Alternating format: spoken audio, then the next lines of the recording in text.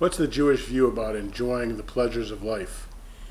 You know, there's a great story told about Rabbi Meir, who was a great sage of the 2nd century.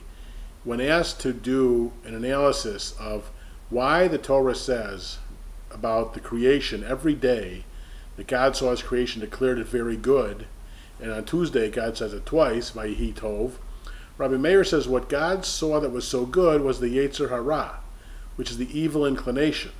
Now, even though we call it the evil inclination, it really is more like Freud's id. And to better explain that and to understand it, just tell you another story. It says in chapter 1 of Genesis that let us make man in our image according to our likeness. Now, it's clearly plural in the Hebrew. And there's been different explanations offered as to why it says that.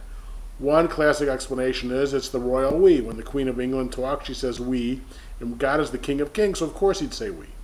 Second explanation is that God's talking to the angels, and they're saying, let's make man in our image.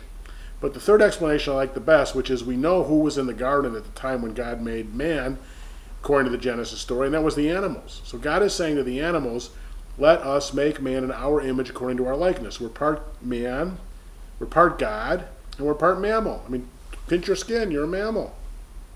Now, what do mammals do?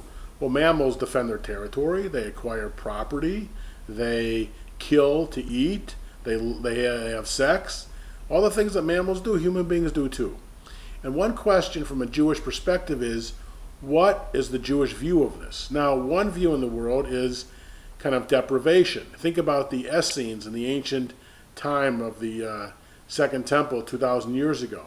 Or think about monks today, or priests, or nuns who vow poverty and obedience and chastity.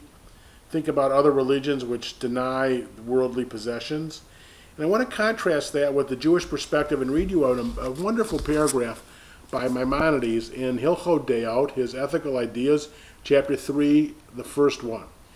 He says, one might possibly say, since envy and lust and the like are evil and shorten a man's life, which he discusses at the end of chapter 2, I will keep clear of them excessively and withdraw myself to other extremes.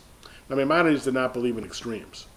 Such a person would not eat meat or drink wine, nor marry, nor live in a decent home, nor dress neatly, but will wear sackcloth and coarse wool like a non-Jewish monk. He's saying some people might do say this.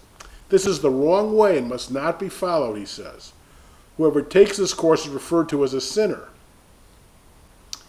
And the sages said if the Nazarite, discussed in the Bible, who only kept away from wine stands in need of atonement, and he quotes verses, Numbers chapter 6, verse 11, how much more so one who deprives himself of all legitimate enjoyments? And then he goes on to say, hence the sages ordained that one should refrain merely from things the Torah has prohibited and must not bind himself by vows and oaths concerning the use of things permitted. They said, are not the prohibitions in the Torah sufficient for you that you are adding others for yourself? According to Maimonides, there's 365 things the Torah prohibits. There's plenty that is permitted. There's plenty that's denied you. So those things that are permitted, you should take advantage of. So Judaism never believed in ascetic life. The Essenes who did practice asceticism died away. Neither was hedonism a Jewish virtue or value, but certainly in this regard, we have a notion of the idea that you should not deny yourself pleasures you're legitimately permitted. Quoting from Ta'anit 11a.